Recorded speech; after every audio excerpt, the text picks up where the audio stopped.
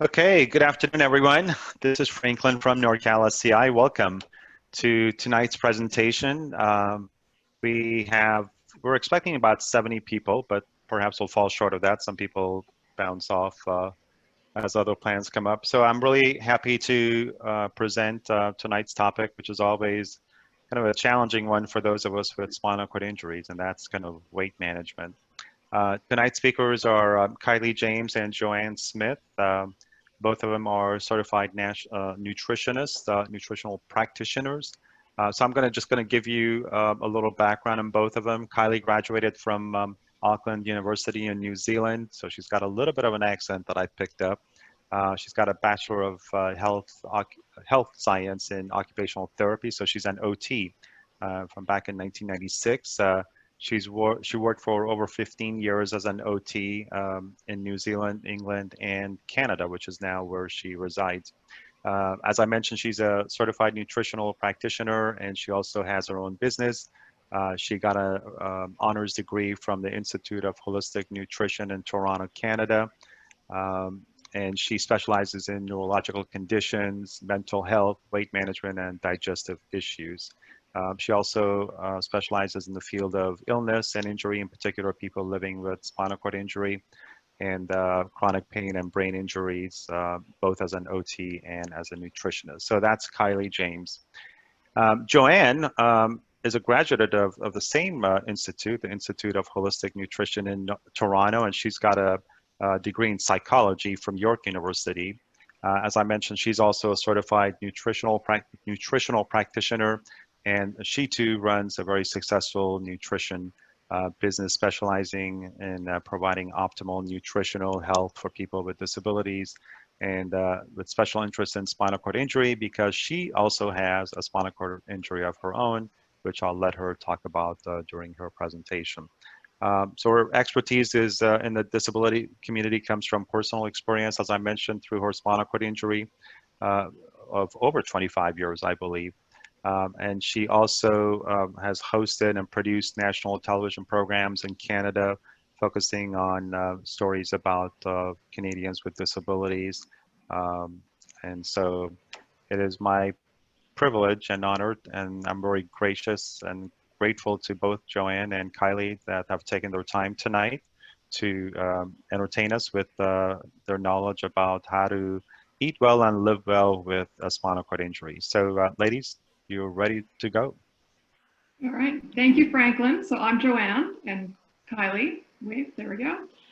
So what I'm going to do, I'm just going to switch this over now, do a screen share, and pull up the PowerPoint. All right, all good there? You can see it? All right, so thank you everybody for inviting us to speak with you tonight about a topic that both Kylie and I are very, very passionate about. And we're going to be talking tonight about weight management and immune function. And it's so important for obvious reasons right now. Here in Ontario, Canada, where Kylie and I live, we've started to flatten the curve a little bit. We are starting phase one of gradually reopening some things. So it's been a bit of a relief for us here in the last week, but we still need to be hyper cautious of taking care of our immune systems because, as I'm sure you guys all know, this news is changing every day. We're learning more and more about this virus.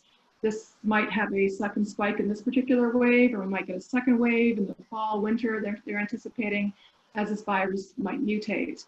So it is so important that we give ourselves the knowledge to empower ourselves to really protect our immune systems. And one of the ways you can do this is by maintaining a proper weight, which might sound a little strange, but we will explain that as the PowerPoint goes on.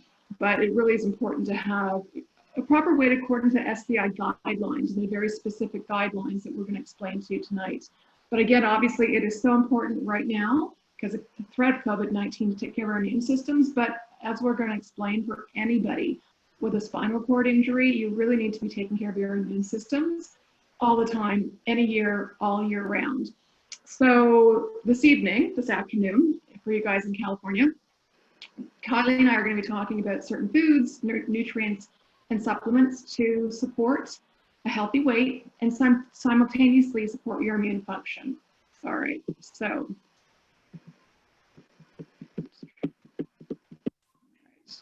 My slide's a little frozen here. There we go. Okay. So a little medical disclaimer here. We are going to be discussing some supplements, and it's really important before anybody starts any kind of new supplement that you consult with your physician first, because with some supplements there are interactions, contraindications. So Kylie and I really stress that. Please consult with your healthcare provider first before starting any new ones. And also, we're talking about maintaining your health, maintaining your immune system. We also want to stress that having an optimal immune system is wonderful. It's not going to necessarily guarantee, though, or prevent you from getting COVID-19. But if you do get sick with this virus or any other virus or bacteria, you want to make sure you have the best immune system possible to help yourself fight it. All right, so what we are going to be going through in the next 45 minutes is talking about spinal cord injury and our increased risk to infection, facts on weight gain following spinal cord injury, the relationship between increased weight and decreased immune function, nutrition recommendations for weight loss, supplement recommendations for weight loss. We're going to talk about a client case, and also Franklin had asked that we also give some recommendations for weight gain, because that is an issue for many people with spinal cord injuries. Often they're underweight, so we're going to talk about that too. All right, so a little background about Kylie and I and how we got involved with this specific area of nutrition.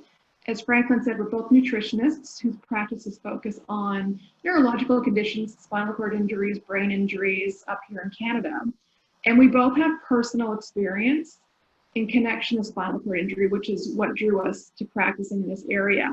So, I'm my age now, I sustained a spinal cord injury over 30 years ago in a car accident. And very quickly, I started to develop secondary health complications that went along with it, like neuropathic pain, weight gain, tendonitis. And Kylie, her nephew, sustained a C3-4 quadriplegia when he was just 1.5 years old. And he soon after developed chronic respiratory infections, which is also very common. So Kylie and I, we did go to the same school. We knew each other from a distance. And we were both out practicing, and we had both independently been trying to look for research on spinal cord injury and looking at ways to address some of these secondary health complications that me and my clients were experiencing and Kylie's nephew was experiencing. And so we'd get together and have coffee and share notes, and we'd try and just look for information specific to spinal cord injury. And disappointingly, what we found is, despite the prevalent consequences of all these secondary health complications, there was so limited information on this. So we thought there should be a book on this, and there wasn't. So then we came together and said, well, we're going to write one. And so that's exactly what we did. And this is the book we wrote, Eat Well, Live Well with Spinal Cord Injury and Other Neurological Conditions. And it came out, I think, about 7 years ago, right, Kylie? 7 years ago? I think so. And we just knew that if we're having trouble finding this information, other people were. And we just wanted to load it up with as much research, information, and make it as easily accessible as possible to healthcare providers and family members. And our hope is that this information is going to focus attention on the important therapeutic role that nutrition plays in our lives and inspire future research as well. But more importantly, we wrote this book to help empower you to take care of your health in a really easy, cost-effective, and practical way. So this book that we wrote 7 years ago has 16 different chapters. Each chapter focuses on a specific secondary health complication, like bladder infections, for example. So of the 16 chapters, they're all divided into 3 sections.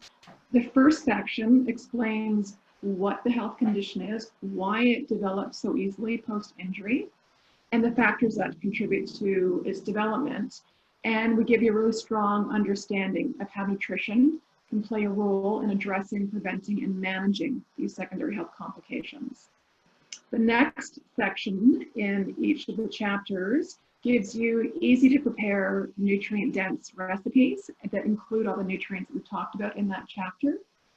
And then in the last section, it's a chart, and it gives all the different nutrients And it gives you a summary of what foods you can find those nutrients in, as well supplement doses if there's supplements of these nutrients.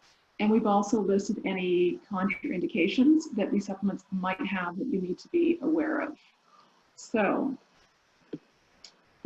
moving on to immune system with SCI, statistics demonstrate that having any comorbidity increases our risk of having the COVID-19 virus or any virus, and we often have a worse response to it.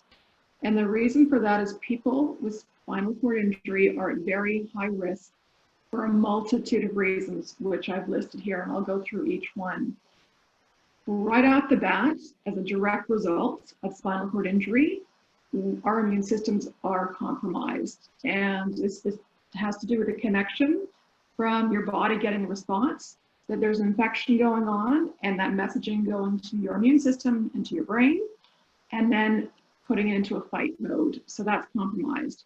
Another reason that we are so susceptible to infections is paralyzed, weakened abdominal, intercostal, and diaphragm muscles, which means it has to do with our lungs. If we have weakness or paralysis in these areas, it actually does really negatively affect our ability to clear our lungs and cough that mucus up. Another reason why we're so susceptible is most of us with a spinal cord injury, whether it's complete or incomplete, have decreased mobility. And when you have decreased mobility, you have decreased activation of your lymphatic system. For those of you who may not be familiar with your lymphatic system, it's part of your overall circulatory system. Your lymph system actually mirrors your circulatory system. So your lymph vessels parallel your arteries and veins of your cardiovascular system. And why this is so important to your immune system is your lymph system carries lymph fluid, and that's where your immune system lives. That's where your antibodies are. The other thing the lymph does, as well as house all these immune functions, is it helps clear toxins and waste and destroy bacteria and viruses into your circulation system, into your blood, so that it can get into your kidneys, get into your liver, and then be excreted. But unlike your cardiovascular system, which has a pump, your heart, to pump the blood around your system, your lymph system does not have a pump. The reason and how your lymph system moves is through muscular contractions, through joints moving. And if you have paralysis, you're not going to have as much movement, which means your lymph isn't moving and clearing a lot of that waste out of your system as effectively as pre-injury. Another reason why we're more susceptible is we're just more exposed, because our hands tend to be very dirty with our wheelchairs or other mobility aids constantly touching surfaces. I know when I'm wheeling around out in the community, yeah, I'm wheeling with my wheels and my rims, but I also push off surfaces. I push off countertops, doors, walls. So I'm constantly exposing my hands, potentially to more virus. So I'm being really hyper vigilant now to not do that when I'm out in the community, is just focus on my wheels and my rims and then wash them really effectively as well. We also know about the 6-foot rule we're all supposed to be keeping from each other, but there is concern, people in wheelchairs, because of our height, our head height being in the chair, that we're more vulnerable to those respiratory droplets coming down. Another increased risk factor is our necessity, for a lot of us, on caregivers to do our personal care or do meal prep, food prep. And our caregivers are probably out in the community visiting other people who may also be immunosuppressed. And therefore, we're just at risk of being exposed to more people who might have the virus. And another point here is stress. Stress can really decrease your immune function. This might sound strange, but when your body is under any kind of mental, emotional, or physical stress, and when I say physical stress, I mean pain, which a lot of us deal with. When you're under constant stress like that, your fight or flight hormones, like cortisol, are constantly being released. These cause systemic inflammation, and we know inflammation decreases immune function. Reaction there, and stress depletes things like vitamin C, which we all know we need for immune function. Another point is psychological stress. suppresses natural killer cells. Natural killer cells are like the policemen that go through our blood system, through our lymph system, and destroy those infected cells and help clean up the viruses. So if we have depression of those natural killer cells, it's another way our immune system is depressed. We also know through many studies that people with SCI tend to have poor diets and experience nutrient deficiencies. This is for many reasons, like change in economic status, just transportation, lack of ability to get out, buy healthy foods, also decreased digestive system, ability to break down, absorb nutrients, and maybe just limited dexterity, the ability to prepare healthy meals. That can make us deficient in vitamins and minerals like vitamin A, vitamin D, vitamin C, magnesium, zinc, and essential fatty acids. All of these things are essential to our immune system, and we tend to be deficient in them. And lastly, when you are deficient in a lot of those nutrients I talked about, it can lead to the development of multiple secondary health complications, which I'm sure many of you sitting here have experienced. Things like pressure sores, low bone density, arthritis, type 2 diabetes, heart disease, and weight gain, obesity, which we're talking about today. All of these secondary health complications put additional burden on our system for nutrients, which means it's going to impair our immune function. And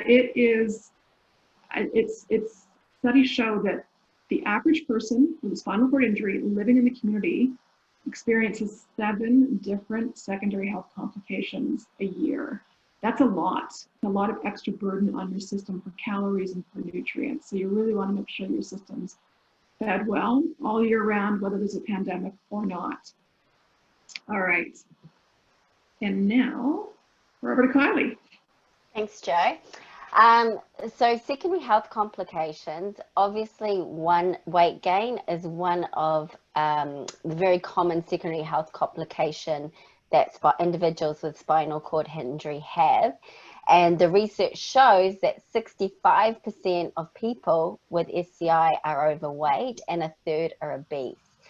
And the research also shows that body fat percentage is 8 to 18% higher in people with individuals with a spinal cord injury than those of the able-bodied population. So it's definitely an issue with this population.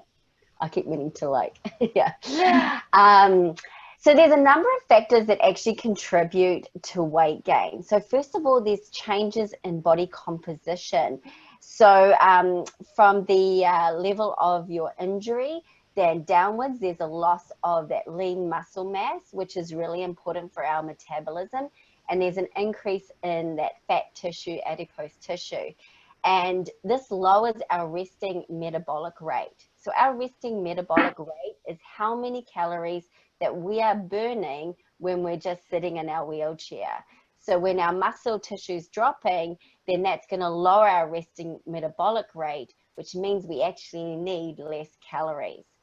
So medications is a big one too. Some of those nerve pain medications, antidepressant medications, some of those side effects are weight gain. So it's important to check your medications to see which one might actually be contributing to your weight gain. Obviously, reduced physical activity is another big one, and poor diets. So research shows that people that are living with a disability are more likely to be consuming processed foods, frozen foods, going through the drive-through, because they don't have the time or the energy or the resources to prepare like whole foods and whole food nutrition. Also, too, a lot of people are eating at their pre-injury diet patterns. So the same kind of portion sizes and the same amount of calories. So like I said, your resting metabolic rate has dropped, so you need less calories, and you really need to make that adjustment after you've had your injury. Like Jo said, there's a higher risk of nutrient deficiencies, and some of these deficiencies can contribute to weight gain. So for example, chromium, which is really important for blood sugar balance, can often be depleted. And when your blood sugars are off, that can affect weight as well. Changes in economic status, not having the financial resources to be purchasing a lot of fresh fruits and vegetables can be an issue. And there's also a lot of hormonal changes that occur after an SCI. So there tends to be a drop in testosterone, which is usually due to the loss in muscle mass, and an increase in estrogen. So those hormonal imbalances can really also contribute to that increased weight and that increased mass around our belly area. Inflammation is a big one.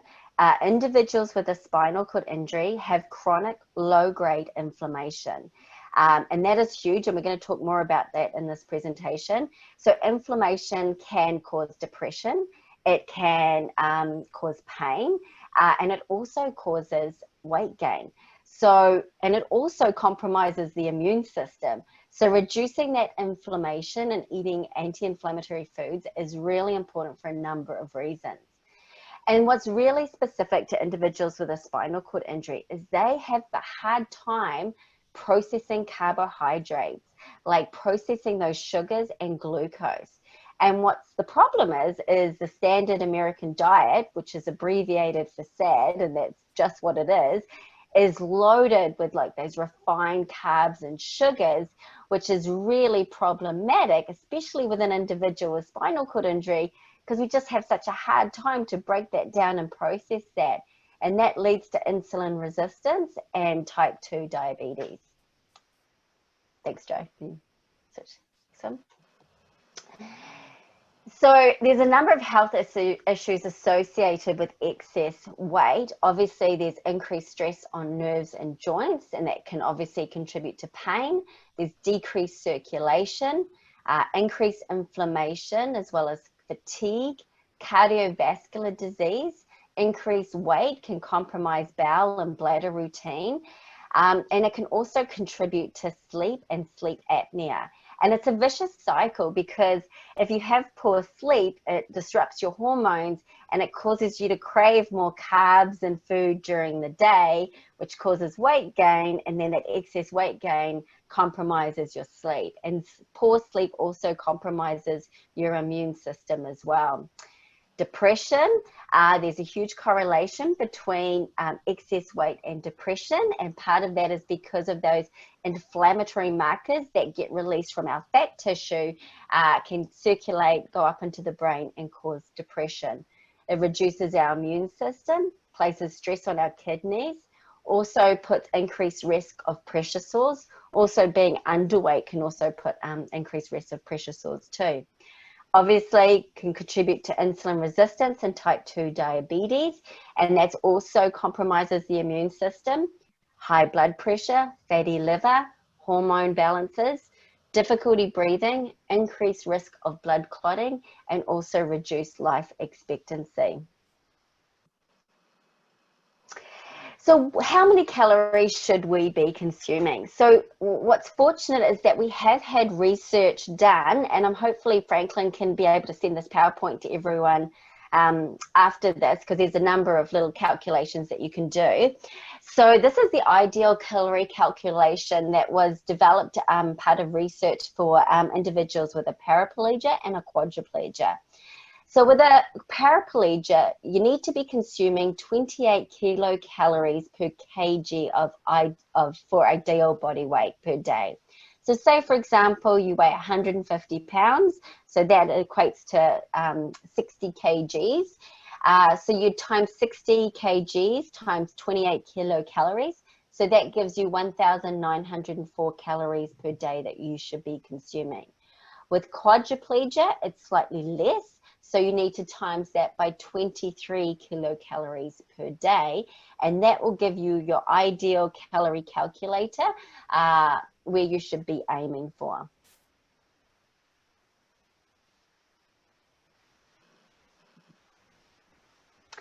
So the next one is looking at what your ideal weight calculation is. And again, there's been research developed to determine appropriate weight for paraplegia and quadriplegia, both for male and female. So for the paraplegia male, you want to define your ideal weight by 110 pounds for each 5 feet in height, and then another 5 pounds for each inch. And then you adjust it for spinal cord injury adjustment for paraplegia. You want to minus that by 5 to 10% to get your ideal weight calculation. So with paraplegia female, it starts at 100 pounds, not 110 pounds for each 5 foot in height, and then add another 5 pounds for each inch after that. And again, minus that by 5 to 10%. With quadriplegia male, it's the same calculation, but you're minusing that by 10 to 15%, and the same with female. And then also too, you've all heard of the body mass index. So basically, this is a way to determine a person's risk of secondary health complications. So whether it be stroke, cardiovascular disease, diabetes, high blood pressure.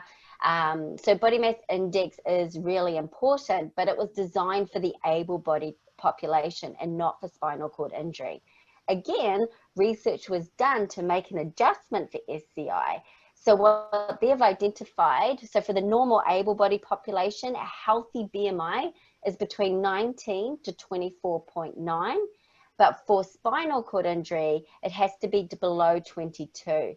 Now, unfortunately, I know Franklin was saying that there's people on this call tonight that are underweight, but there's been no BMI identified for the underweight range. But if it's below 22, then it's obviously underweight. For overweight, for the able-bodied population, it's between 25 to 29.9. But for spinal cord injury adjustment, it's between 22 to 25. Again, anything over 25 is considered obese in the SCI population, but in the able-bodied population, it's over 30. So definitely needing to keep our BMIs at a slightly lower level than the able-bodied population. Okay, so you might be wondering, we've touched on it a little bit about what the connection is between weight and immune function, and here it is.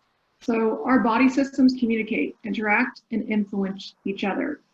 Now, normally, when we talk about body systems, like the nervous system or the endocrine system, which is your hormone system, or the immune system, we just talk about them individually because it's easier to identify, easier to understand. But in reality, each of these systems, every moment of every day, are constantly communicating with each other. And as such, when they're working well, they communicate well. But if you have dysfunction in one system, so dysfunction in the nervous system because of the spinal cord injury, it's going to influence and impact the other systems like your immune system and vice versa. And this is one of the reasons why we are so impacted by our immune system and our nervous system. So that's how it interacts. And here's specific relationships between increased weight and decreased immune function. So inflammation, Kylie's talked about it a bit here. Inflammation decreases immune function. We know that. There's lots of studies out there. We also know that people with spinal cord injuries have systemic inflammation for a variety of reasons, like stress, pain, and medication intake. So those are a few of the reasons. We also know that, as Kylie's just talked about, people with spinal cord injuries are prone to weight gain. Fat cells contribute to inflammation and in turn decrease our immunity. Weight gain also contributes to decreased mobility, and decreased mobility decreases immune function. And it goes back to what I was referring to a few moments ago about your lymphatic system. If you're not able to move it, it's really going to impair your immune function. Weight gain also contributes to pain, whether it's muscular pain, joint pain, even neuropathic pain. And we know that pain contributes to inflammation and in turn decreases immunity. Weight gain also increases risk of insulin resistance. And insulin is a highly inflammatory hormone. So increased insulin resistance and insulin contributes to inflammation, decreased immune function. So there's a whole bunch of reasons here why, when we talk about maintaining a good weight here, you're going to help maintain your immune system. Okay, so let's get going with some specific goals with regards to nutrition and weight loss. Joe, we'll get to the first slide. So basically, we've tried to summarize like an overall weight loss plan. There's lots of factors that come into play. So this is sort of like the down and dirty that we're giving you today. But a lot of it's based on individuals and their, with regards to their secondary health complications, their age, etc. But overall, we want to look at reducing calories. Also, the types of calories that we consume is really important. We want to be consuming appropriate portion sizes. I know when I go down to the States and I go to a restaurant, the portion sizes are like out of this world. They're so big. We also want to adhere to the anti-inflammatory diet. And Joe and I were part of a study at Brock University here in Canada on implementing the anti-inflammatory diet with individuals with spinal cord injury. So I'm going to talk a bit more about that. Balancing blood sugars is huge. If you have unbalanced blood sugars, you have 3 times more difficulty losing weight. So this is a really good strategy to implement, especially because you have a hard time with that carbohydrate metabolism and processing sugars. You might be surprised to see that we've put here restrict fruit intake to 0 to 1 fruits a day, and I'll talk about that. Restricting grain intake to 0 to 1 servings a day. And what we want to look at is a realistic weight loss goal. So individuals with a spinal cord injury, we want that weight to be lost slowly. If you lose a lot of weight all at once, you could be losing that precious lean muscle mass, and we don't want you to be doing that. We want you to be losing the fat tissue, right? So realistic weight loss goal is between 0.5 to 1 pound a week. So caloric intake. So going back to that chart and looking to see what your ideal caloric intake is a really good starting point. And what's really good is to track your calories in the initial stages to see where you're at. So getting your phone and downloading like MyFitnessPal or Chronometer, there's so many great apps out there just to see how many calories you are consuming.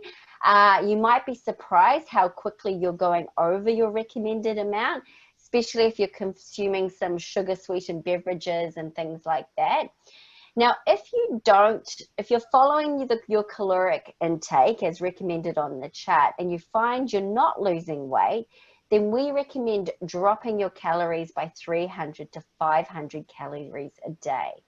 But we only want you to do that once you look at the foods that you're consuming, making sure that you're getting rid of those processed foods, those refined grains like white bread, white rice, white pasta, and those sugar-based products, so your cakes, your cookies, your ice cream, your pastries.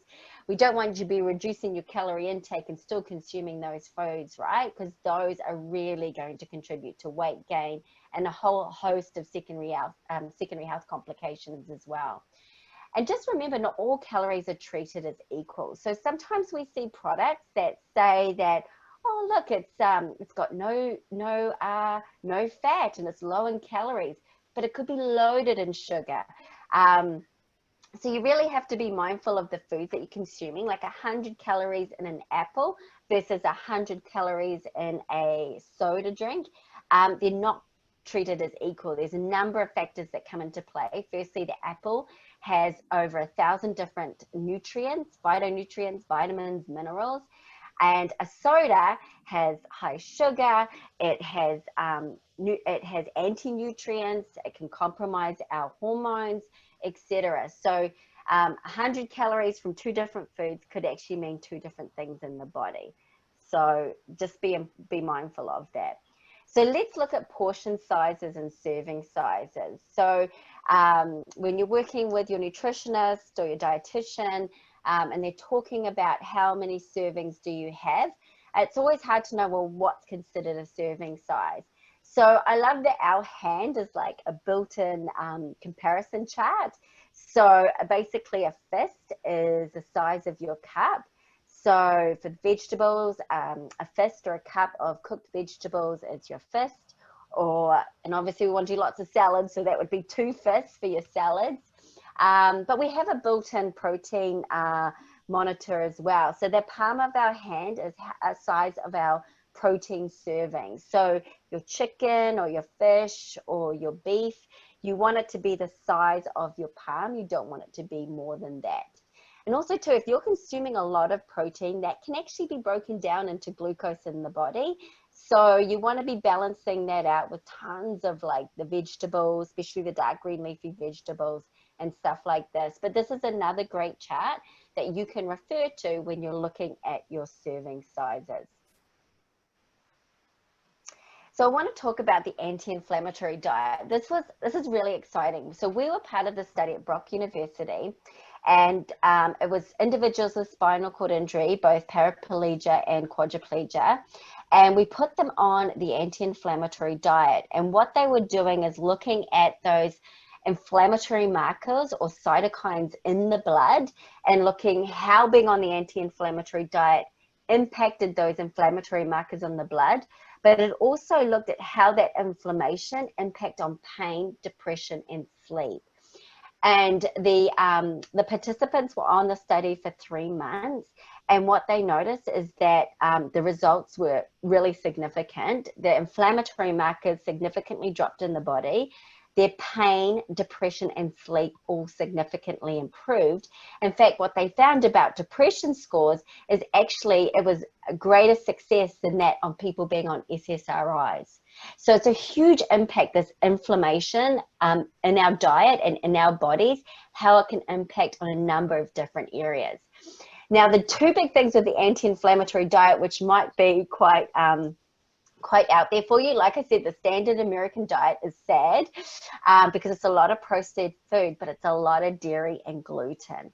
And so the anti-inflammatory diet that we put them on was getting rid of those white breads, white rice, white pasta, but it was also getting rid of all those gluten-based grains, which can act like a glue in our digestive system.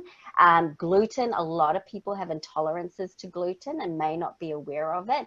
It can compromise your digestion, can cause constipation, and just a lot of people reacted in a number of different ways, physically, mentally, psychologically. So we want to focus on gluten-free whole grains. So brown rice pasta, quinoa is great. That's a complete protein. So great if any of you are vegetarians out there. Although buckwheat has wheat in its name, it's actually gluten-free. So focusing on those kind of grains is much better to support reduce inflammation in the body and just overall they're nutrient dense and they're high in fiber. So beans, baked beans, white beans, broad beans, and soy, we got our participants to remove those because again, they can be inflammatory, they can have issues with digestion, and some of them are quite highly processed and genetically modified. So what we're recommending is lentils, black beans, kidney beans, chickpeas, and hummus. And Joe and I love recommending these because they're cheap, they're cost effective, they're really high in fiber, which is really good for balancing blood sugars. They're really high in antioxidants. So it's really important to combat those free radicals and support our immunity. And they've got protein in them. So combining that with another vegetarian protein can make a complete protein. So they're just very nutrient dense and they're cost effective. So great for people that have difficulties, restrictions with their budget. So sweeteners, obviously removing sugar because sugar is inflammatory to the body, compromises our immune system, and with spinal cord injury, just have a hard time processing it. But we also want to get rid of artificial sweeteners, which might be a surprise to a lot of you guys out there. And I'm going to talk about that in a short bit. So the best sweeteners that we recommend is stevia. So stevia, sometimes people can't tolerate because it's got that sort of metallic taste. So the liquid one sort of gets rid of that metallic taste, but stevia is great. So put that in your coffee or your tea and stuff like that. Xylitol, they're both really low in the glycemic index. And honey and maple syrup. They're a little bit higher in the glycemic index, but they have B vitamins, they have nutrients. So they're a much better choice. You can eat all your vegetables except for corn. because a lot of corn is genetically modified, eggplant and pickles, because they can be quite inflammatory. And the really, really big ones to get rid of is the processed meats, the frankfurters, the hot dogs, the deli meats, the cold cuts. Sorry guys, bacon as well. But you want to be focusing on lean, good quality meats like chicken, red meat, fish, seafood, getting a lot of those good fats into your diet, which is anti-inflammatory. You also want to get rid of cow's milk and cow's milk products. So a lot of the cow's milk has got a lot of hormones in it. They've had a lot of genetically modified feed. A lot of people have a hard time with processing the casein and the whey, the proteins found in cow's milk. And also too, 75% of the population is lactose intolerant. So a lot of people have a hard time breaking down the sugar lactose, which is found in cow's milk. So better options are Greek plain yogurt, staying away from the fruit flavored yogurts because they're loaded with sugar. So doing plain Greek yogurt and just popping fresh berries in there instead. Your goat cheese and your feta cheese, your sheep cheese, they're all better quality dairy. Your cottage cheese, and definitely butter is a much better choice than margarine. It's got nutrients in it. It's got good fats. Whereas margarine is highly processed. It's got trans fats, hydrogenated oils. It's not good. So staying away from the canola oil and all those processed oils is really important. You want to focus on olive oil, flaxseed oil, avocado oil, coconut oil. I just want to say that if you are cooking with oils at high heat, the best oils are avocado and coconut oil. If you cook olive oil at a high heat, it becomes rancid and it actually has a negative effect on us, not a benefit. So definitely try and incorporate those good omega-3s, which are anti-inflammatory, the olive oil, the flax oil, and the avocado oil. Coconut oil is very good for energy. So if you're someone that's struggling with fatigue, it's very good providing usable energy.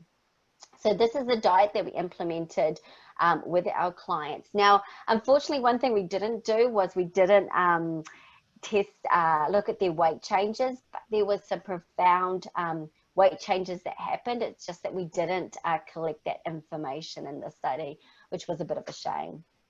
I think it was on average between 10 and 20 pounds, which is huge, right?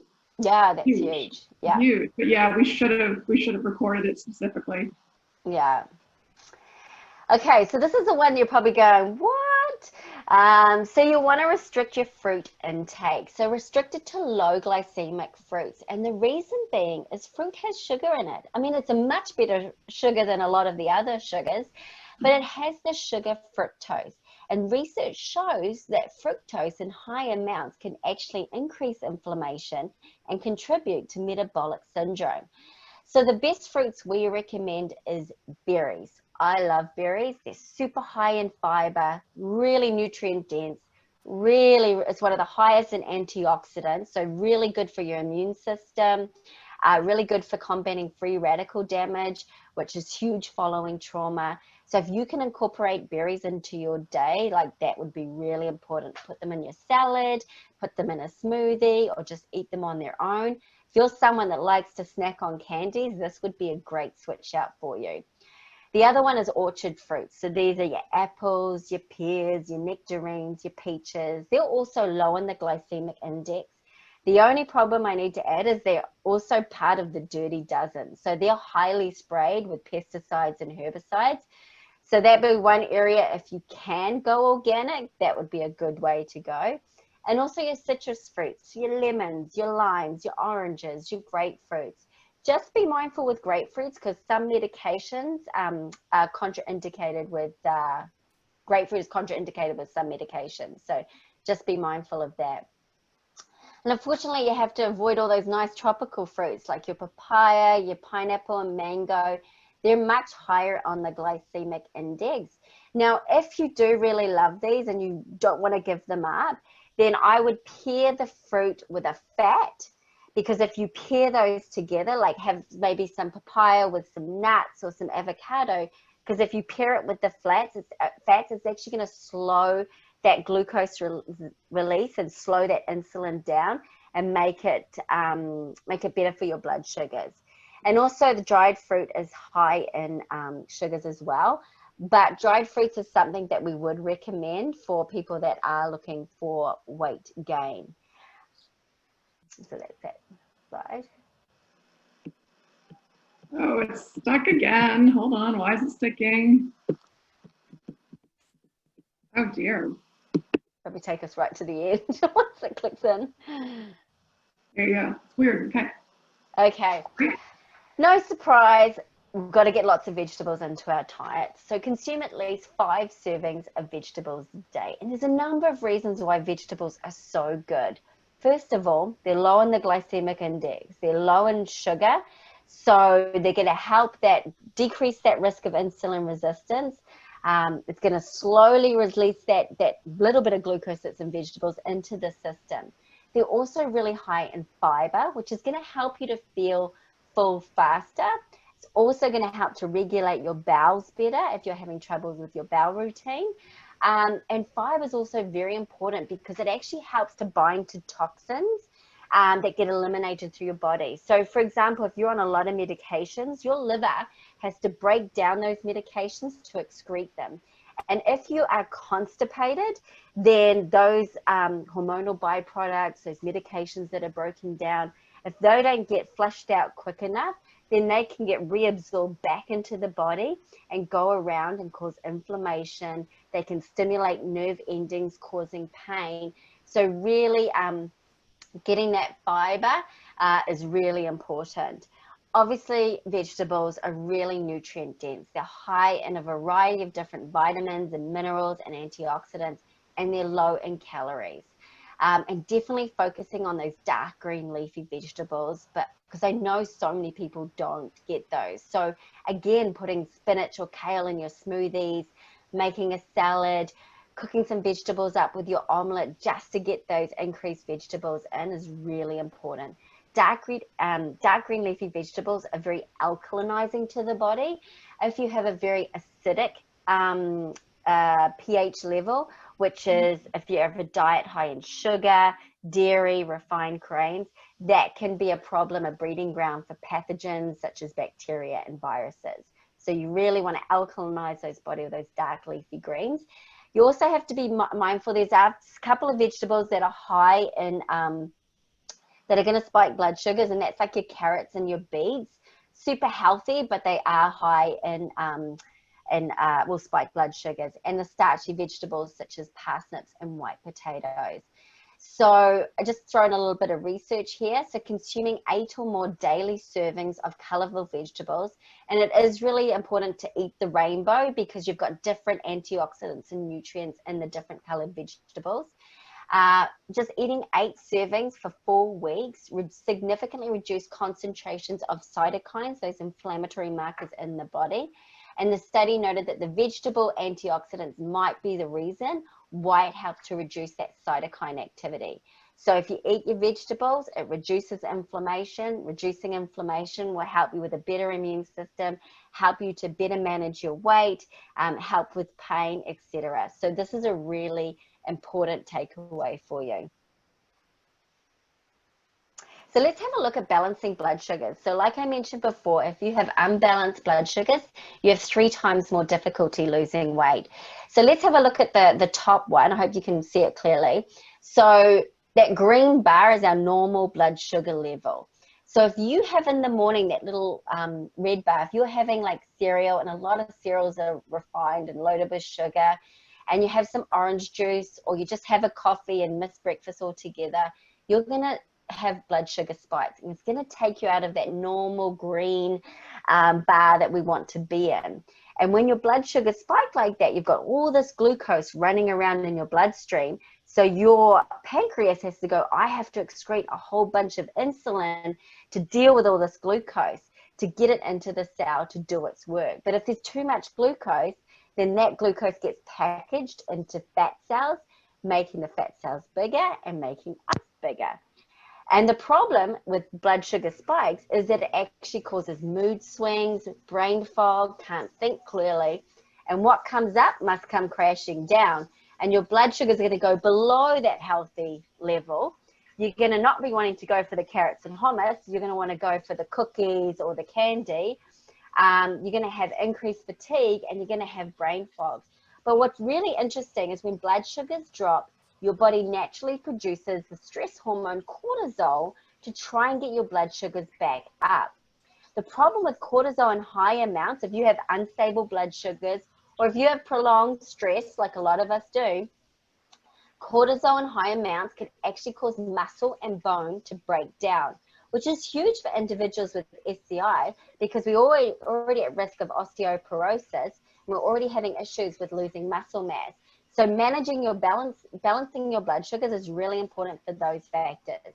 Also, high cortisol can interfere with production of neurotransmitters to help us think, to help us be motivated, to help us feel happy.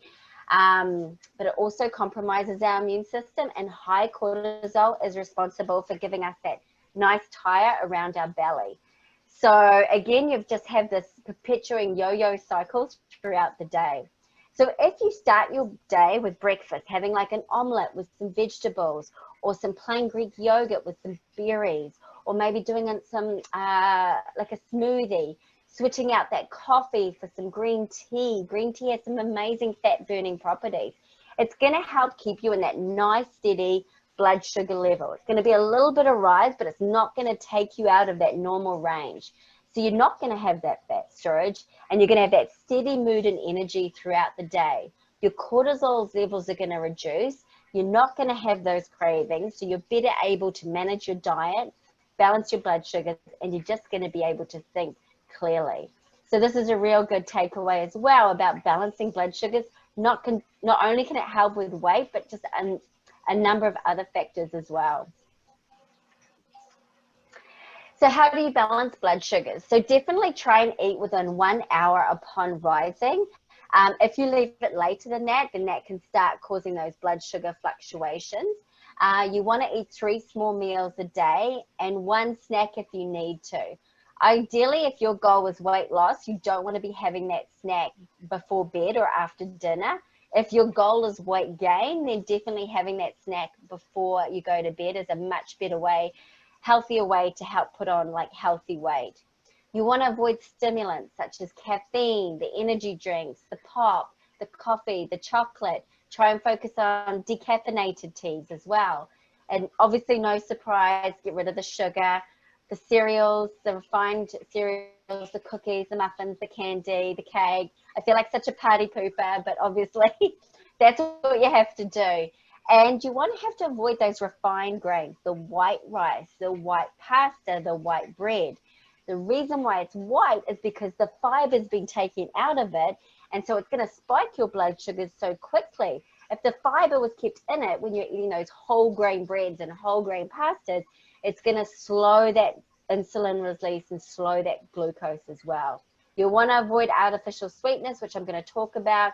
And you really want to combine your meals with like a good protein, such as an omelette, with your complex carbs, such as your vegetables, and some good fats, such as a bit of avocado or olive oil, etc. So let's have a little bit more look at those sugars and artificial sweeteners. So the World Health Organization recommends no more than 25 grams or 6 teaspoons a day, and that's for females. For males, it's 36 grams or 9 teaspoons a day. But this is developed for the able-bodied population and not for individuals with spinal cord injury. So like I talked about before, with people with SCI, they have a hard time processing that glucose. So the 6 teaspoons a day, Joe and I would recommend would be the maximum that you should be reaching. So the problems with sugars, they can cause obesity, blood sugar imbalances. They are huge for inflammation. They can also suppress the immune system. So vitamin C and sugar, so vitamin C is really important for the immune system. They can compete for absorption. And like I said, sugar can, when it's consumed with vitamin C, it's creating free radical damage. That vitamin C needs to be dealing with that free radical, neutralizing those free radicals, and it takes it away from doing those immune boosting properties. Sugars interfere with sleep. It contributes to hormonal imbalances, insulin resistance, and the big one, which people often think is fat is the cause, it's actually the sugars, cause high prevalence of high triglycerides, high cholesterol, high blood pressure, and heart disease. So let's talk about the artificial sweeteners, Jay. Because this is probably a surprise for a lot of you. You're probably thinking, oh, I'm switching out my Coke to my Diet Coke and I should be good. But the research is coming now about artificial sweeteners is that it actually can stimulate appetite. It can increase carbohydrate cravings and can actually stimulate fat storage. And what they're actually finding is artificial sweeteners can actually cause greater weight gain than sugar, which is a big surprise. And research has shown that aspartame, one of the artificial sweeteners, also worsens insulin sensitivity. So like I said, this might be a big takeaway for you, is getting rid of those artificial sweeteners and focusing on healthy alternatives. So stevia, xylitol, raw honey. Raw honey is way better than processed honey. You know, if you're a big pop fan, maybe trying to switch to sparkling water is a great option. I've even seen stevia sweetened pop out there in the grocery stores as well, which I'm sure they must have in America too. But definitely you want to get rid of those. So let's have a look at some healthy alternatives, some quick switch outs. So again, getting rid of the sugar and doing stevia, xylitol, raw honey. Okay, ketchup is an interesting one, and salsa. So research has shown that salsa can stimulate your metabolism by up to 20%. So salsa is a really good weight loss food. Now, the problem with ketchup is it's loaded with sugar. I don't know, you should go and check after this call tonight. Check your ketchup bottle because the ingredients are listed from the most to the least. And I've seen ketchup bottles where it's water, then it's sugar, then it's tomatoes. So a lot of times there's more sugar than tomatoes in the ketchup bottle. So this is a really good switch out for you to help lose weight. Getting rid of mayonnaise and focusing on plain Greek yogurt, switching out margarine for butter, white rice for brown rice, the white pastas and white grains for the whole grains, and switching out coffee for green tea. So there's a bunch of research on green tea. It has amazing fat burning properties.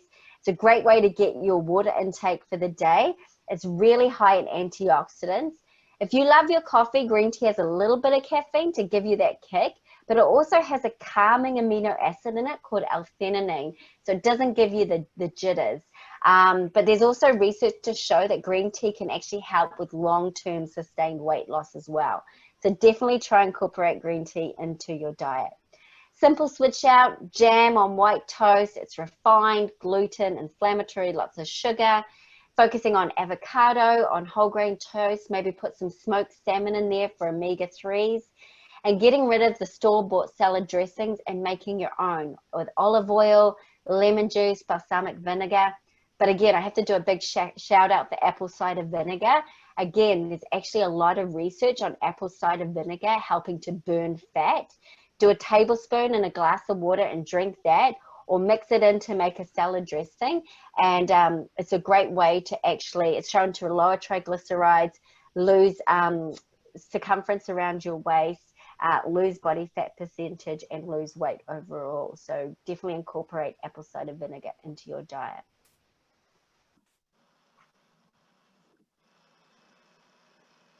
Yes, you, Joe. Oh, I'm doing this. I'm sorry. I thought I was doing the next one. I was starting here. Okay. So you definitely want to make sure you're getting good protein sources. Kylie talked about good protein sources, bad ones. So what protein does, it takes a long time in your stomach to be broken down and digest. So that can actually help balance your blood sugar levels. And again, because it's in your stomach for so long to be getting broken down, whether it's any kind of red meat, fish, or chicken.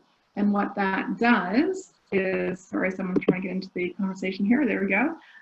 Is it actually can reduce cravings that way because it makes you feel full longer. So you eat less, and so you eat less calories. And it's also a thermogenic food, which I'm going to talk about in another slide in a few down. It helps promote fat burning while conserving lean muscle mass. So we've lost a lot of our main muscle through our paralysis. So you want to maintain as much muscle in your top half as possible.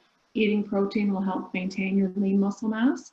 And you want to, again, as Kylie talked about balancing blood sugars, one of the best ways to do that is to make sure you have protein at each meal. So your breakfast, lunch, and your dinner, having that protein throughout the day, balance the blood sugars. But go back to that protein chart and that serving size chart that Kylie showed you before, and stick to your portion sizes. So stick to the palm of your hand. We all have our built-in protein meter.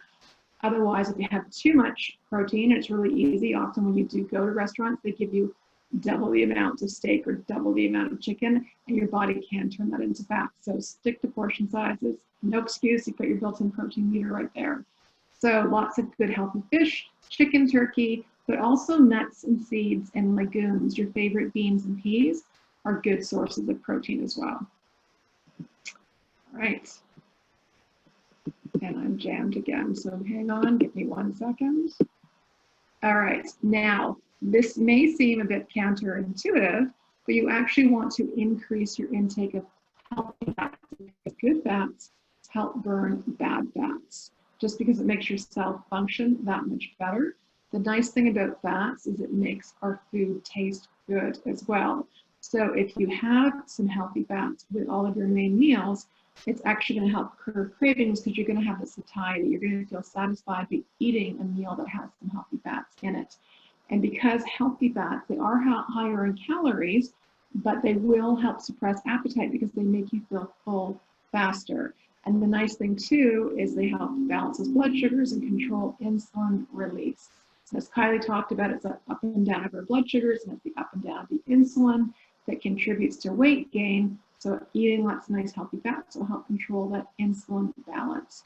So when we talk about healthy fats, we're talking about fish oils, salmon, nuts, seeds, walnuts, almonds, sesame seeds, great fats. Eggs as well have great fats in that yolk. I often have people say, oh, I had an egg white omelet. And they think they're, doing a really good healthy thing. And I always think, no, get that good yolk in there. It's got healthy fats and actually great fats for your brain as well. Olives, olive oil, and as Kylie's mentioned a couple times, avocado oil are amazing. So pick and choose which of these you like and try and get them into at least your weekly diet for sure, if not your daily diet. And the next thing is here's those thermogenic foods. So what that basically means is some foods that you eat, like salsa, that Kylie already mentioned, and like celery, it takes more energy for your body to actually break them down and digest than they have calories. So by filling up on things like celery as a snack, having that salsa on any of your favorite foods will take a long time to digest and actually fill you up, and you'll eat less and burn calories at the same time. So it's a win-win right there. So we've talked about all the different foods that you need to help lose weight, balance blood sugars, balance insulin levels. There are a couple of supplements we also want to talk about that can help with the weight loss process. And the first one here is called chromium. So chromium is a micromineral. It's in our soil. It's all natural. When our fruits and vegetables grow, that chromium is absorbed from the soil into our fruits and vegetables, and then it gets into our stomachs, into our bloodstream. And what it does is it makes your cells more sensitive to insulin. So then if there's any sugar in your blood, it gets into your cells to be utilized as fuel instead of being stored as fat. So there are chromium supplements. A lot of weight loss programs out there have like a magic trick, a magic bean, a magic pill. Usually it's chromium. That's the magic trick here. So what you want to look at taking is 200 to 400 mcgs a day.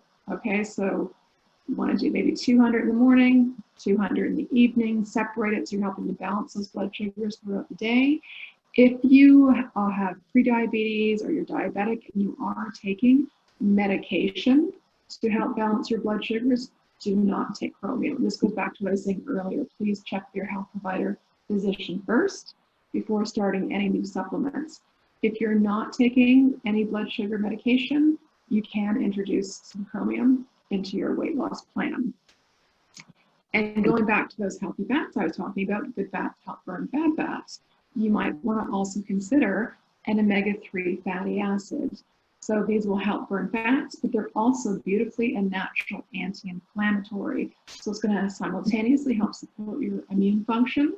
It's also going to help simultaneously support your brain function, your nerve function, helps lubricate the bowels, soften stool for their bowel routines. It can help with joint pain as well, or any kind of pain. It's a natural anti-inflammatory.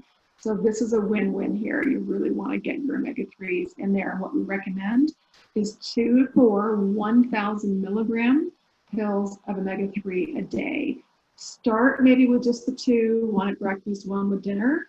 Do that for a week, because some people find that can actually cause some stomach upset. If you're fine with that, then you can move up to 4 a day. But again, consult with your healthcare provider, because omega-3s are natural blood thinners. So if, for example, you are taking warfarin as a blood thinner, you do not want to take omega-3s on top of that, okay? So we're going to show you a client case, and this is a client who did all of the things that Kylie and I have just gone through and had some good results. So here's the client case. He was 50 years old, C567 incomplete quadriplegic. He was 3 years post-injury and had gained 40 pounds in those 3 years and was very upset, wanted to lose it. And also, a lot of people who gain a lot of weight, he developed a pressure sore on his coccyx because of that extra weight, okay, on his system. So he did everything that Kylie and I have just gone through, and here are his results. In 20 weeks, he lost 40 pounds. This is huge. That was a very, very quick turnaround of losing this weight. What was interesting is he did this weight loss in conjunction with working out 2 hours a day on a hand cycle, which he was doing 5 days a week. But he was already, before starting the weight loss program, he was already working out this much, and the weight wasn't coming off just with exercise alone. When he did them both together, then the weight just melted off. But the bonus effects of this was it increases energy levels, and his transfers were easier, and it also helped boost his self-esteem. So it was great to see just how quickly he lost his weight, and he was feeling so much better. Now, we've been asked to also talk about tips for weight gain, because many people lose a lot of weight post-injury and have a lot of trouble putting it back on. And it's really easy to reach for fast foods, junk foods, comfort foods, pizzas, cakes, cookies, all the sugar-laden things to get that weight back on, but they're not healthy. And for so many reasons, as Kylie and I have just been talking about, of what sugar can do, and unhealthy fats has caused inflammation and weaken your immune function, which you don't want to do. What you want to look at doing is focus on healthy, high-calorie, nutrient-dense foods that are going to help you put that weight on in a really healthy way. So what we've done here is list a lot of foods that you can introduce to your daily, weekly diet to help get your weight back on. And something Kylie mentioned earlier is, if you want to help the process, eat a lot of these foods, whatever your favorite ones are, late at night before you go to bed. That will also help pack that weight on. So hopefully this list here is helpful for you.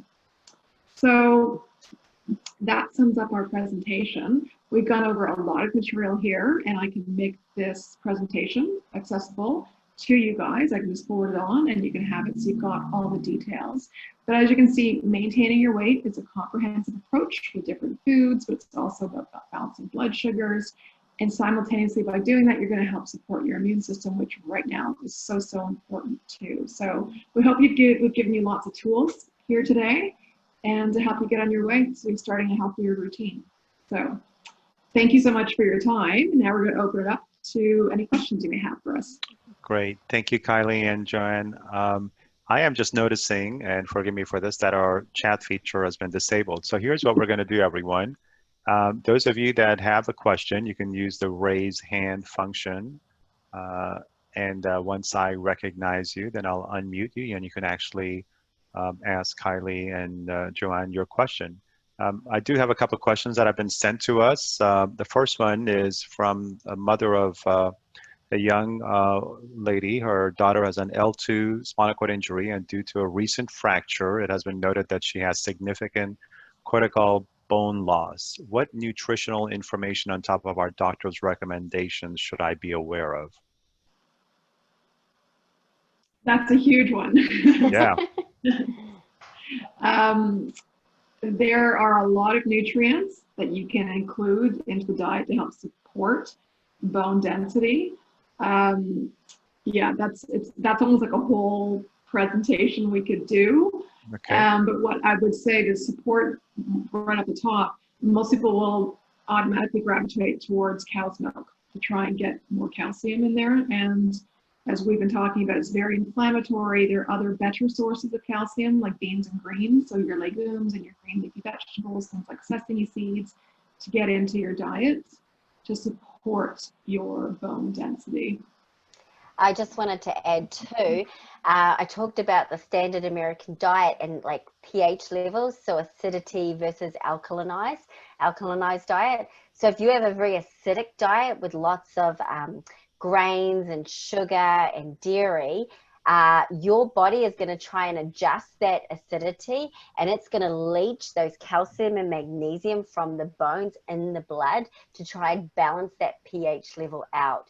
So definitely trying to get a lot of those, like what Joe said, dark leafy greens, lots of those cruciferous vegetables, and taking away the sugar and a lot of those acid foods is really important to get that nice healthy pH and sort of protect that bone mass. Okay, fair enough. Another question has come to us. I've recently watched a few films with experts on the topic of the benefits of a plant-based only diet. What sort of thoughts do you have about this approach? There's definitely a lot of benefits of a plant-based diet. It's anti-inflammatory, lots of nutrients, so it could help address a lot of those nutrient deficiencies. But me and Joe have talked about this before, and we do believe in a little bit of red meat and in the diet to get that B12 and that iron in there. So because individuals with spinal cord injury are so at risk of nutrient deficiencies, it's really important to have that variety in there. So even if trying to do the diet 80% plant-based, but it's also up to the individual, because people's natural body chemistry is going to be a bit different. So there's certain people that are going to respond better to a vegetarian diet. So it depends on the individual, but we both definitely recommend a high amount of vegetables and fruit in the diet for sure. High amount of vegetables anyway. Very good. We have a question. Nan Lee, you are live and ready to post your question. Please go ahead. Can you hear me? I have 3 questions. One is erythritol a good substitute for sweetener? Yes, it is. Erythritol, Swerve. I don't know if you get Swerve in America, but I use Swerve all the time because it's a natural switch out for sugar if you're doing baking and stuff like that. But yeah, they're good. Another one is you recommend switching green tea for coffee, but I've read that coffee also have a lot of antioxidants. Yeah, it absolutely does. Again, it kind of goes back to what Kylie said a minute ago. It's kind of, individual. Some people find coffee is too overstimulating. So try it. 1 to 2 cups of coffee max a day. And in terms of weight loss, because when you have coffee, it actually causes the release of adrenal hormones like cortisol and adrenaline. And that's what makes us give it that energy shot, makes us feel so good. But if you're having more than 2 cups a day, you're having far too much release of those adrenal hormones, and then it can actually contribute to weight gain. I have worked with clients that drink up to 2 to 3 pots of coffee a day. It's far too much, and it's acidifying, as Kylie said. It's really going to pull calcium out of your bones. So stick to 1 or 2 max a day if you love coffee, but the green tea is just a really nice, healthy alternative with a little bit of a caffeine boost as well. And lastly, you mentioned when you have low blood sugar, your body reacts by increasing cortisol. I'm curious what that low blood sugar level is. Well, you might be able to experience, because when your blood sugars drop, you could be irritable, fatigued, dizziness, aggression, cravings. So there's a lot of things that you might pick up that your blood sugars have dropped, like loss of balance. Yeah, so those are some of the symptoms that you may experience if your blood sugars drop. Okay, thank you. Next question is from Shelley Wood. Shelley, you're on. Hi, Kylie and Joanne. I'm a dietitian down in San Jose working with spinal cord injury for about 6 years. So I was curious to hear your experience. I have a couple questions. So you advocate for calorie tracking for your patients. How do you recommend that they go through with tracking their calories and their nutrients over a period of time? It can be pretty challenging in the able-bodied population. I'm sure it can be extremely challenging with spinal cord injury. So what are your tips on how to have them track? Yeah, so what we actually do, like when we do our initial nutrition assessment, we get them to give us their 3-day food journal, and then we input it into our software system, and that shows us, that actually spits out on average over the 3 days how many calories, protein, fats, vitamins, and minerals. I don't often get them to track it. When we do our reassessment, we will review it again. But I usually just ask people to do it for a couple of days just to see where they're at. It's not something that I ask them to do for a long period of time. It's for them to just get an understanding.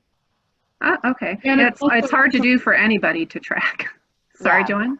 Yeah, no, and it's also that, yeah, like Kylie said, we don't really get them to track calories long term. It's more serving sizes. So when Kylie went through, like, say, the fruit chart, 0 to 1 fruits a day. So if people just keep track in mind, okay, I've had my cup of berries, I've had my orange or my apple today, and same thing with the 1 serving of a whole grain. It's more keeping track of servings and just than calories themselves, because yeah, it's tedious and very hard to stick with.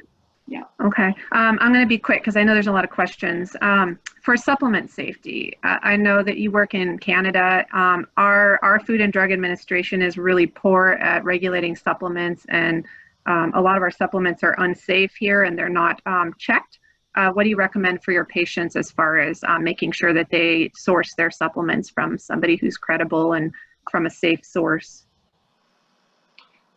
And I agree with you. There are companies out there that do a lot of poor supplementation with a lot of artificial flavors, fillers, colorings, and not a whole lot of actual good nutrients in there. So we always advise from health food stores. Health food stores in Canada carry much pure professional brand products that go through much more regulation and testing.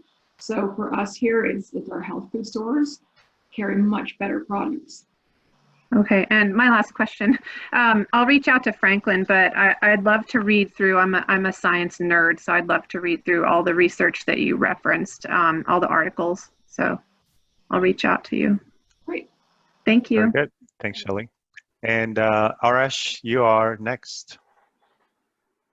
Hi, thank you very much for the presentation.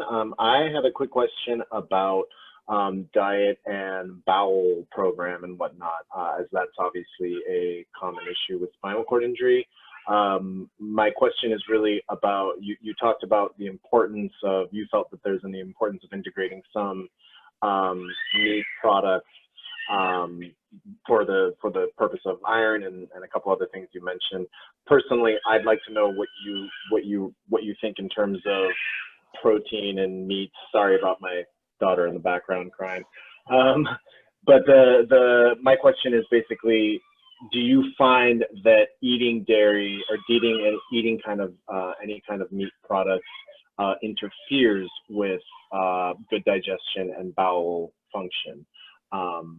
I have a personal story with that too, but I'll leave that there and ask you guys the question. So. It absolutely can, and Kylie and I follow our clients very closely after they start a new diet and program, because this is the one thing that can be affected greatly, specifically when you are, having protein every main meal, breakfast, lunch, and dinner, and it can cause more constipation. It can slow things down. So that's why we say if you're going to have grains, whole grains, lots more fiber.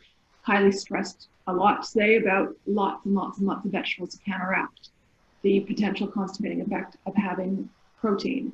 So we do monitor, and the fish oils that I talked about, that's a natural way to nicely help lubricate the bowels, soften stool, keep things moving literally, and have the other bonus effects of supporting nerve function, brain function, decreasing pain. A lot of people that we work with also have urinary tract infections. Probiotics can be good for addressing those. Probiotics are also really good for supporting bowel function. So often the combination of having the fish oil and the probiotic and the high fiber through vegetables will help keep things moving when you are increasing the protein to help lose weight.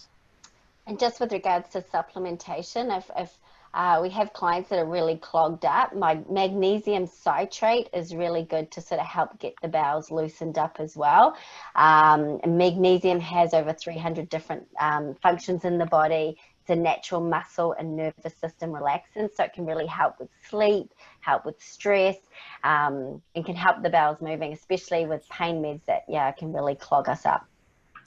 Okay, thank you. Next is Judy Smith. Hello. Oops, I have my video on. There it goes.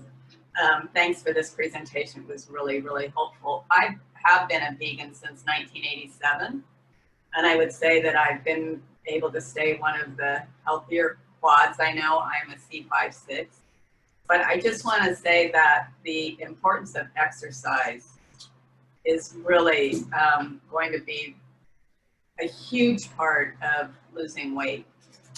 And especially right now, there are so many online options that people can utilize, and you can go to borp.org, daretotry.org. I mean, there are just numerous ones out there. And if nothing else, start doing aerobics by FaceTime or Skype with a friend. Yeah, 100% agree. The exercise component is so important with the spinal cord injury community in combination with eating well to get that weight off. Absolutely. Okay, thank you. Next is actually a return. Arash, you're back again. Thanks. Sorry, just to follow up on the previous point. So I wanted to ask your thoughts on this, which is I personally, I've been injured for 8 years. I'm a C5-6 spinal cord injury, and I was always eating a very balanced diet. Been an athlete my whole life. After my injury, I gradually basically started eating less and less animal products, and I kind of learned over time, it was never a conscious decision, over time that digestion, bowel function, all that stuff got much better. And now I basically eat 95% plant-based, vegan, whatever you want to call it. And I have absolutely none of the issues with constipation, bloating, inflammation. So one thing, there was a slide you had earlier on that point that you were talking about inflammation, and is it correct that also a lot of animal products cause a lot of inflammation as well? So I guess my question is that, and also, why not just promote not having, you know, animal protein or whatever at every meal, and just replacing that with other great sources of nutrients? You mentioned iron in red meat, but we also know there's plenty of iron in kale and chard and spinach and broccoli and a lot of other things. So sorry, kind of a convoluted question, but really I have to say, getting the bowel thing sorted out after this many years, just almost exclusively from switching to, like I said, a 95% plant-based diet. It's been a huge breakthrough for me. And so I'd just love to kind of get your thoughts on that. Thank you again. Yeah, and I actually, I've been in a chair for 32 years, and I do have a lot of para and quad friends who often are also very limited in any kind of meat consumption, and found their whole systems better, their energy levels are better. They're also Paralympians. They stick with a plant-based diet. It's just the way their systems function better. But it's so individual. I've also worked with clients who went vegan, went vegetarian, and then reintroduced meat into their system, and their energy went up. They felt alive, and their systems just function better. And because we do tend to be B12 deficient and iron deficient, some people just find their systems work better to get those nutrients from meat. So You know, absolutely. It's just, it's hit and miss. Like I've tried to eliminate meat from my diet entirely. I feel better when I actually have meat in my diet. So yeah, we're definitely not saying don't go that way, but it's just working with people's individual, you know, likes as well, and what their food preferences are, but also how their bodies function. So yeah, but I mean, if you can do it, for sure, it's healthy, as long as you do it well and balanced. Because that's the other thing we sometimes find is people, they go vegetarian, but they're eating just starches, right? They're not eating animal meat, but they're eating just lots of pizza, lots of bread, and not getting a lot of nutrients in there as well. So it's got to be done really, really well to make sure you're getting all those amino acids. Okay, great. Patrick, you're next. Oh, great. I just have a more or less a question additive to the conversation.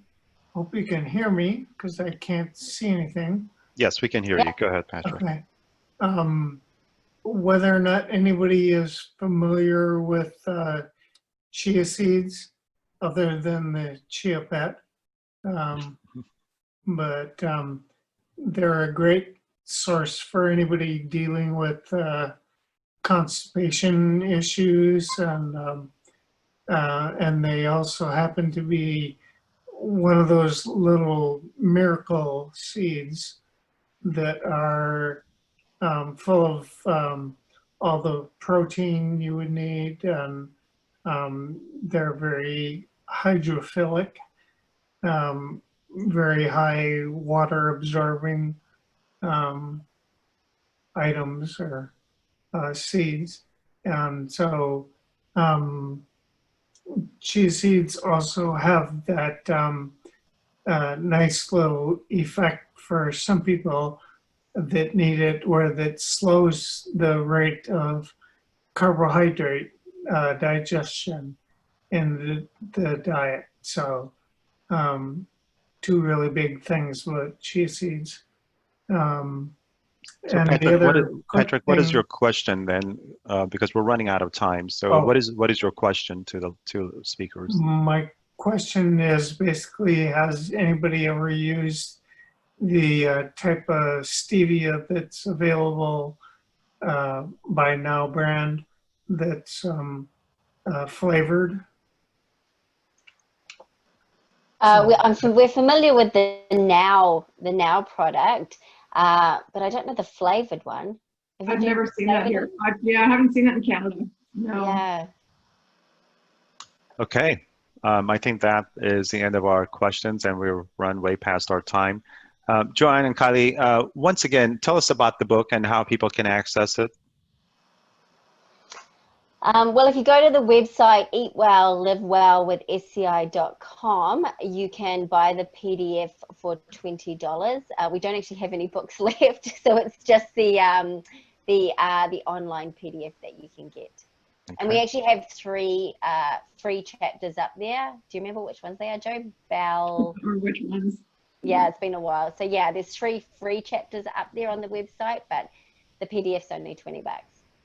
Great. We will have a recording of tonight's presentation on our website next week, and we'll notify everyone, and especially those that were not able to attend the evening. So thank you again. Really appreciate it. I have a feeling tonight half the participants are going to grab a trash bag and going to go get rid of all the candy and all the sugary stuff. And the other half are going to go and throw away their dinner because it probably goes in counter to everything that they heard you talk about tonight. So diet, the proper diet is always a challenge for most everyone, and is an even bigger challenge for those with a spinal cord injury. So thanks for shining some good light on this topic. Have a good night, everyone. Thank you again, Joanne. Thank you. Thanks for inviting us. Thank you so much. Okay. Good night, everyone. Thanks for participating. Bye.